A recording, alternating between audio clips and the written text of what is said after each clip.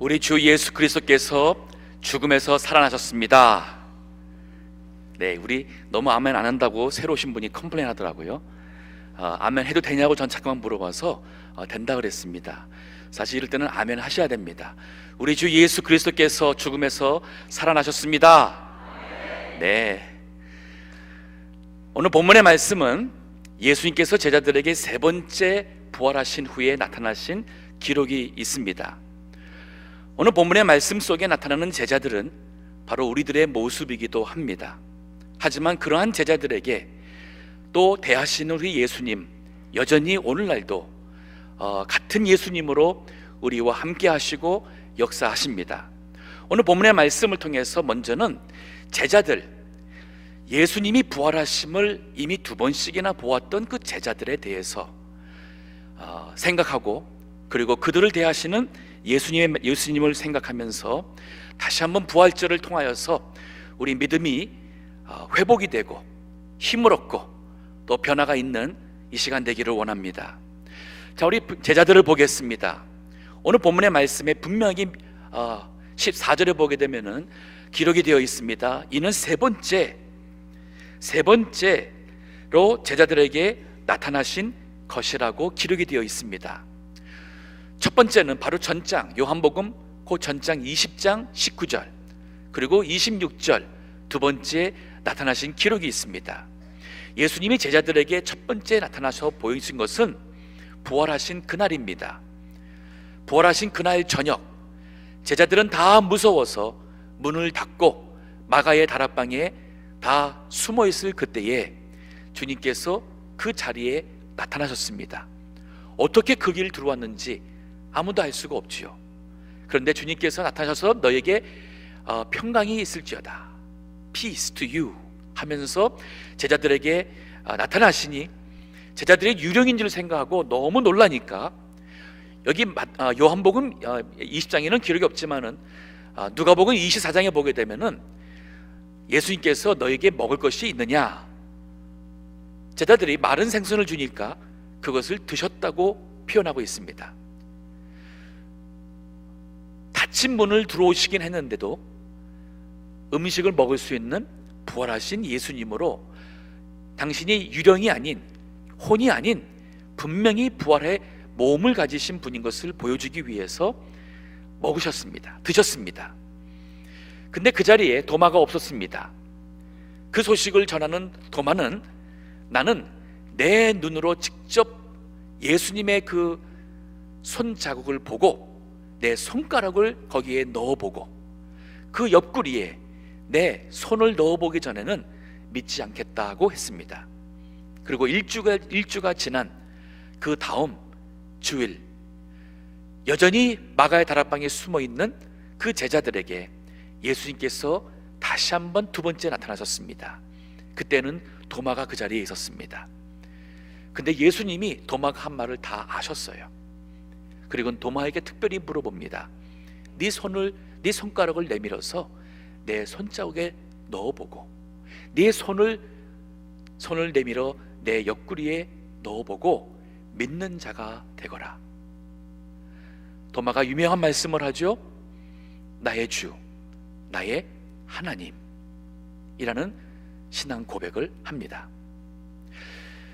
만약에 부활하신 예수님이 정말 육신적으로 저희들에게 나타나셨다면, 이 자리에 정말 부활하신 예수님이 나타나셔서 우리로 하여금 정말 예수님인가 의심하는 우리에게 못자국 그리고 옆구리 창자국을 보여주시며 우리에게 믿게 해주신다면, 아마 이 자리에 계신 우리 동북이의 가족들은 단 한 번만 보고도 아주 흔들림 없는 부활하신 예수님을 아마 믿으리라 생각됩니다.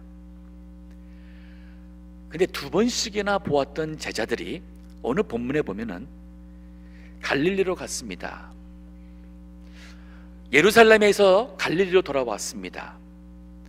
예루살렘에 가만히 있자니 무섭고, 그리고 주님은 보이지 않고, 이제는 당장 먹고 살 일이 염려가 되고, 그래서 일단은 고향으로 돌아간 것입니다. 갈릴리로 갔습니다. 그리고 오늘 본문에 보니까 여기 있는 사람들이 2절에 보니 시몬 베드로, 디두모라는 도마, 디두모란 뜻은 쌍둥이란 뜻입니다. 쌍둥이라 하는 도마와 갈릴리 가나 사람 나다나엘과 세베대의 아들들, 그는 야고보와 요한, 또 다른 제자 둘이 함께 있더니, 여기 제자들은 다 예수님의 유명한 대표적인 제자들이라 할 수 있습니다. 여기 베드로, 도마, 나다나엘, 세베대의 두 아들, 그리고 다른 제자 둘, 7 제자가, 베드로가 나는 물고기 잡으러 가노라, 이 말이 예수님이 베드로를 부를 때에 나를 따르라, 내가 너로 사람 낚는 어부가 되리라 하고 베드로가 그물과 배를 다 버리고 예수님을 따라갔던 사람입니다. 사람을 낚겠다고, 이제는 사람을 구원하는 어부가 되겠다고 나섰던 베드로가 다시 물고기 잡으러 간다는 말은 예수님을 따르기 전에 옛 생활로 돌아간다는 말이에요.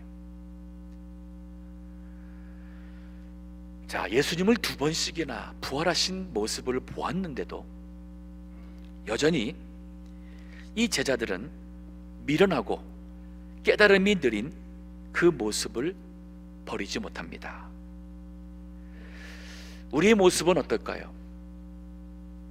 30년 신앙생활을 했으면 부활절마다 최소한 30번이나 부활에 대한 예수님의 말씀을 듣고 예배를 드렸고 고백했고 성경 말씀을 통해서 다시 한번 부활의 신앙을 확인했겠지요. 하지만 우리들은 과연 이 제자들과 다르다고 말할 수가 있을까요? 그 부활의 신앙 때문에 우리의 모습이 변화가 되었고 우리의 생각이, 우리의 생활이 변화가 되었는지요? 아니면 그들처럼 여전히 아직도 깨달음이 느리고 그래서 다시 옛 생활로 돌아가겠다는 그러한 모습은 아닌지요? 오늘 본문에 물고기 잡으러 갔습니다. 4절에 보면은 밤이 셀 때까지 아무것도 잡지 못했다고 그랬습니다. 3, 4절에 보면은 아무것도 잡지 못했습니다.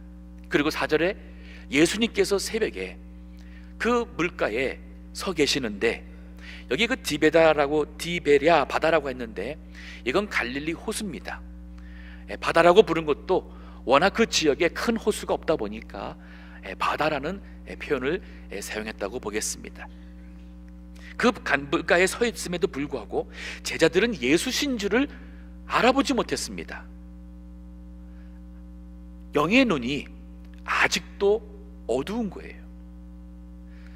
주님께서 말했습니다. 그물을 배 오른편에 던지라. 그 말에 순종하여서 그물을 던졌더니 고기가 많이 잡혔는데 들 수가 없는 거예요. 그때에 비로소 7절에 보면 예수의 사랑하는 제자는 요한 자신을 가리킵니다. 요한복음을 기록하는 자신으로서 이름을 밝히기보다는 예수님의 사랑을 받은 자신이라는 고백으로 이렇게 표현을 했습니다.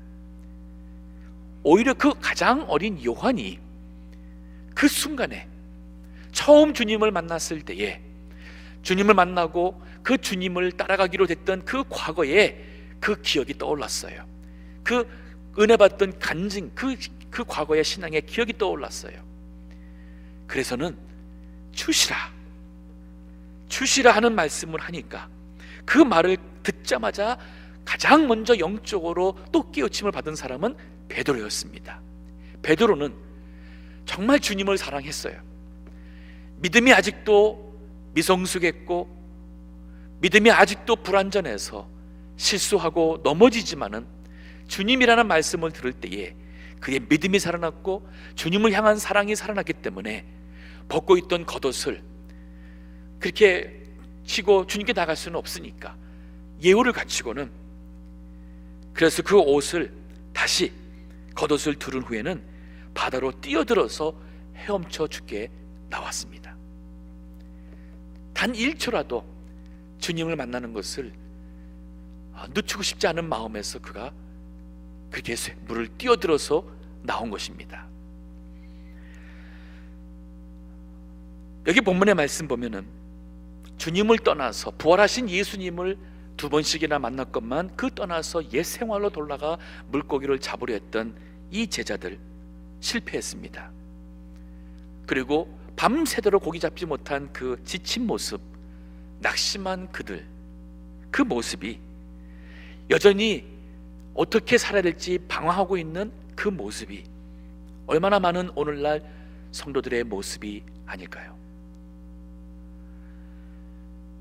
예수를 믿는다고, 그거 거듭났다고, 우리 사도신경을 고백할 때마다 부활을 믿는다고 고백하지만 몸이 다시 살 것과 영원히 사는 것을 믿사옵나이다라고 고백하지만 그 고백이 과연 우리 인생에 어떠한 방향 제시를 했으며 우리 인생에 그 옛 생활을 버리고 새로운 삶을 살아가는 데에 어떠한 변화와 역사를 했는지요.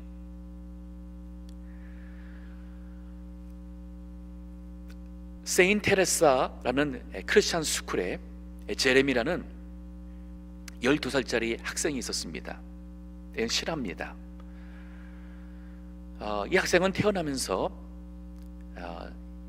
신체적 장애와 아주 심한 것은 아니지만은 신체적 장애와 그리고 지적 장애를 가지고 태어났습니다.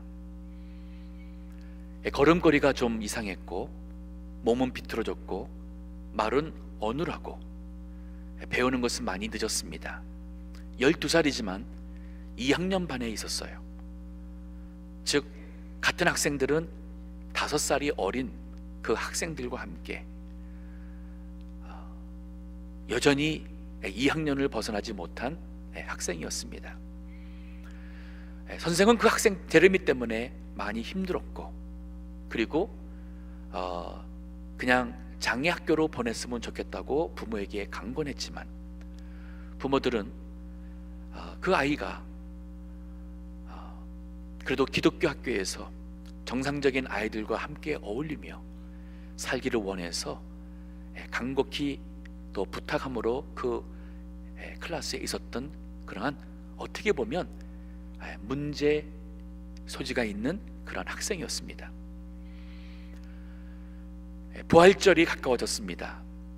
선생이 그 반에 있는 학생들에게 플라스틱 큰 계란 모양의 플라스틱 그 계란을 그 달걀을 주면서 내일 학교에 올 때는 생명을 상징하는 것을 여기 안에다가 하나씩 가지고 오거라.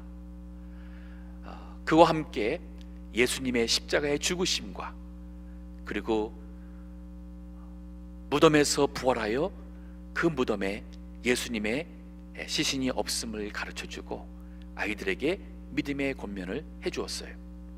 그 다음날 아침에 학생들이 여러 가지 그 생명을 상징하는 것을 가지고 왔습니다. 한 학생은 그 안에 꽃을 가지고 넣어왔습니다. 물론 이제 그 아이들이 가지고 오니까 그거 제 거예요 하면서 선생님이 설명해 줬어요. 참 잘했다. 그렇지, 이 생명 씨앗이 자라서 꽃이 되는 것 바로 생명의 의미다. 어떤 학생 두 번째 오니까 거기에는 나비가 있었습니다.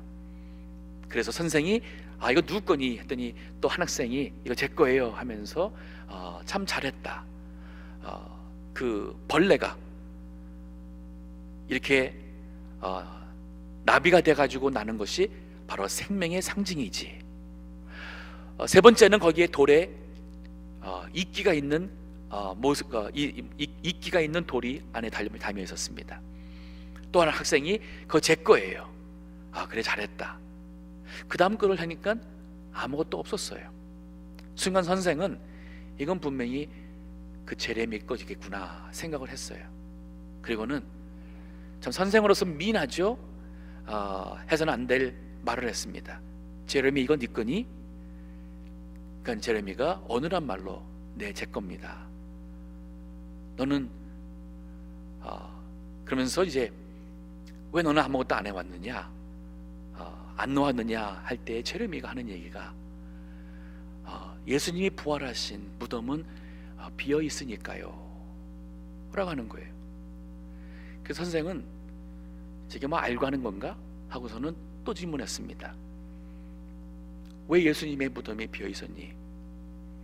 제레미가 선생님이 말씀하셨죠. 예수님이 우리 죄를 위해서 십자가에 죽으셨고 무덤에 들어가셨지만 그러나 부활하셔서 그 무덤은 비었다고 라고 선생님이 말씀하셨죠. 그래서 그 계란은 무덤을 가리키고 그 무덤 안에 아무것도 없는 예수님의 생명을 가리킨다고 말한 거예요.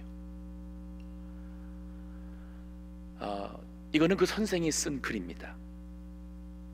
그리고는 그 제레미가 3주 후에 죽었다고 합니다. 과연 예수님의 십자가와 부활이 우리 마음속에 제레미야와 같이 지적 혹은 신체적 장애가 있는 그 아이들처럼 그 말씀을 정말 우리가 마음속에 믿고 있는가? 그리고 그 말씀이 우리 살아가는 데서 생각과 모든 것을 변화를 시키고 있는가? 우리 신목사님 결혼 아까 기도할 때도 마찬가지로 머리로만 믿는 부활이 아니라 늘 그냥 부활절을 맞이하면 그런 것이 아니라 정말 그 부활하신 예수님을 내가 믿기에 거기에 소망을 두고 있고, 그래서 그 예수님을, 부활하신 예수님을 따라가는 참된 제자의 모습을 살고 있는가? 자, 이러한 제자들을 주님은 과연 어떻게 대하시는지 오늘 본문에 한 두 가지가 있습니다. 첫 번째는 뭐냐면 또 오셨어요. 세 번째로 예수님은 제자들을 찾아오셨습니다. 오늘 1절 보세요. 그 후에 예수께서 디베랴 바다에서 또 라는 표현이 나와요. 또, 헬라 원문에도 again 이라는 표현이 나옵니다. 제자들에게 자기를 나타내셨으니, 자, 나타내셨다는 것은 제자들이 구해서 가신 것이 아니에요. 제자들은 구하지 않지만은 주님이 그 제자들에게 보여주기 위해서 자신을 나타내 주셨습니다.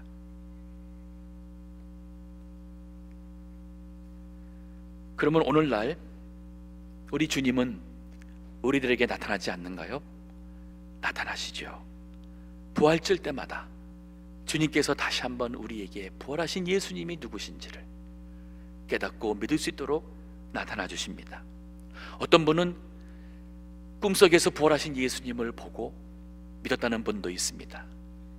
어떤 분은 성경 말씀을 읽으면서 정말 부활하신 예수님을 대한 부활에 대한 확신을 갖는 분도 있습니다. 여러 방편으로 주님은 우리로 하여금 부활하신 자신을 나타내 주십니다. 실질적으로 많은 사람들이 예수님을 믿을 수 있도록 고린도전서 15장 4절에 보면 이런 말씀이 있습니다. 장사 지낸 바 되었다가 성경대로 사흘 만에 다시 살아나사 게바에게 보이시고, 이거는 베드로입니다. 후에 12 제자에게와 그 후에 500여 형제에게 일시에 보이셨나니 그 중에 지금까지 태반이나 살아있고 어떤 이는 잠들었으며, 그 후에 야고보에게 보이셨으며 그 후에 모든 사도에게와 맨 나중에 만삭되지 못하여 난 자 같은 내게도, 바울 자신에게도 보이셨느니라. 많은 이들에게 주님이 나타나 보이셨고, 그러므로 인해서 제자들이 예수님, 부활하신 예수님에 대한 확신한 믿음을 가지고 나가서 주가 부활하셨다, 주가 다시 살아나셨다, 예수 그리스도를 믿으시오, 그가 바로 십자가에 우리 위해서 죽으셨지만은 부활하신 구세주가 되십니다라는 고백을 하게 된 것입니다. 그 말씀을 믿은 사람들이, 형제들아 우리가 어찌할꼬, 우리가 그를 알아보지 못하고 예수님을 십자가에 못 박였으니 우리가 어찌할꼬, 너희들이 각각 회개하여 죄 사함을 받으라. 그리하고 예수 그리스도의 이름으로 세례를 받으라. 그러면 성령을 선물로 너희가 받으리라. 복음의 말씀으로 오늘날까지 많은 성도들이 구원을 받아 온 것입니다. 우리 주님은 여전히 저희들에게 부활하신 예수님을 만나도록 은혜를 베푸시고 나타나십니다. 올해 이 부활절을 통해서 부활하신 예수님을 만나야 돼요. 부활하신 예수님에 대한 그 신앙 고백이 이전보다는 더 확실하게, 새롭게, 그리고 강하게 부활하신 주님을 향한 고백이 있어야 됩니다. 자, 그런가 하면은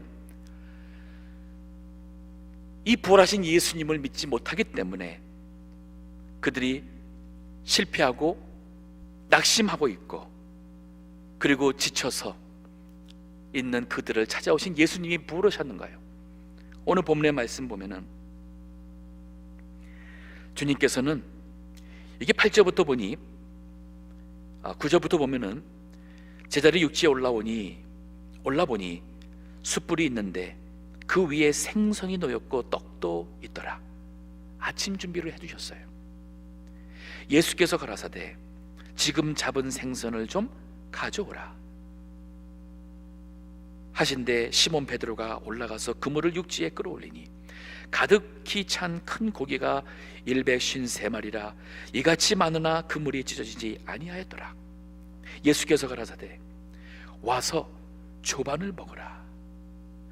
와서 조반을 먹으라. 저는 말씀을 준비하면서 주님이 와서 조반을 먹으라, 저는 이 말씀이 제 마음속에 꽉 박혀 있어요.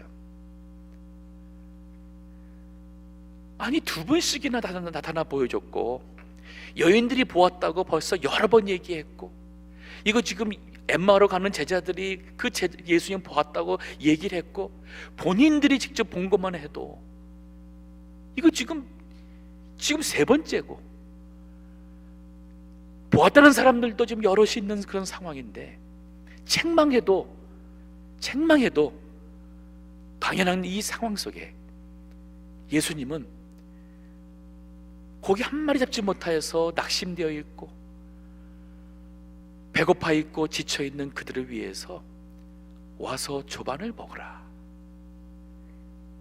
마치 뭐와 같으냐면은 일주일 내내 우리는 주님을 잊어버리고 살고, 부활하신 예수님은커녕 하나님 생각도 못하고 살 때도 많이 있고, 세상에서 그래서 우리 옛 생활을 살면서 지쳐 있습니다. 실패합니다. 낙심합니다. 그런데도 주님은 우리에게 일용할 양식을 주시는 거예요. 그래서 우리가 지쳐 쓰러지지 않도록 우리에게 일용할 양식을 줍니다.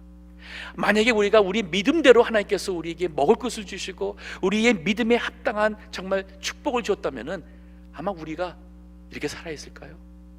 근데 예수님께서 제자들에게 와서 조반을 먹으라는 거예요. 친히 불에다가 생선을 구워서 떡을 거기에 얹혀서 참 맛있는 그러한 아침을 준비하고는 와서 조반을 먹으라. 그뿐인가요?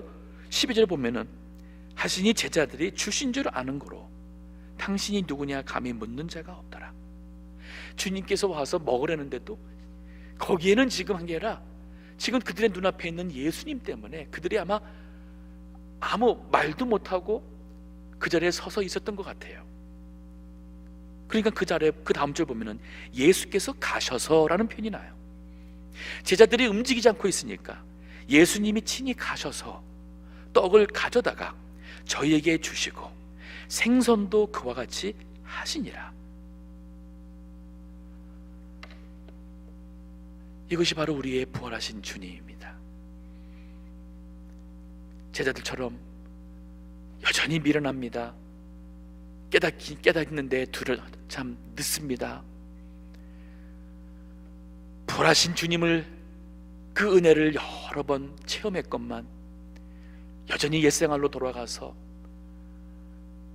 물고기 잡겠다고 하루 종일 수고하면서 실패하고 지치고 낙심되어 있는 저희들이건만 주님은 또 찾아오셔서 저희들에게 와서 저 반을 먹어라, 많이 힘들고 많이 지치지 않았느냐, 와서 저 반을 먹고 힘을 내어서 부활한 나를 다시 한번 만남으로 새 힘을 얻고 새로운 믿음으로 살거라 하시는 것이 바로 오늘 본문의 말씀이 우리에게 주시는 교훈이에요. 그 다음 절 15절에서부터는 예수님과 베드로의 대화가 나옵니다. 네가 나를 사랑하느냐, 네가 나를 사랑하느냐, 네가 나를 사랑하느냐, 세 번씩 질문하시며 내 어린 양을 먹이라, 내 양을 치라, 내 양을 먹이라고 주님께서 말씀하시며 인생에 살아가야 될 방향과 사명을 주십니다. 마찬가지로 이 아침 먼저 부활하신 예수님을 다시 한번 새롭게 만나서 인생의 방향을 잡아 살기를 주께서 원하십니다. 그것은 어떠한 형태든 어떠한 사명의 모습이든 결국은 부활하신 주님을 몰라서 죽어가고 있는 영혼들, 그 영혼들 가서 전도하고 그들이 하늘의 신령한 꼴로 양식을 받고 그들의 말씀으로 치리받아 하나님이 원하시는 삶을 살 수 있도록 하는 것, 이것이 바로 부활하신 예수님을 만난 제자들에게 주신 주님의 사명입니다. 저희들도 이 부활하신 주님을 만났으니 나가서 주가 살아나셨다, 전도할 때 교회에 오세요. 교회에 오서 하는 전도는 성경적으로 본다면은 100점은 아니에요. 성경에서는 예수님을 증거했습니다. 십자가에 죽으시고 부활하신 예수께서 그리스도임을 나가서 증거했습니다. 최소한 와보라 할 때도 주께로 와보라는 말씀이지 우리 교회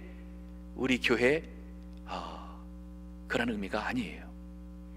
즉 전도할 때에 교회만 데리고 오면 전도했다고 생각하면 안 됩니다. 교회 안 나온 사람한테 전도한다는 것은 그분에게 예수님을 말해야 돼요.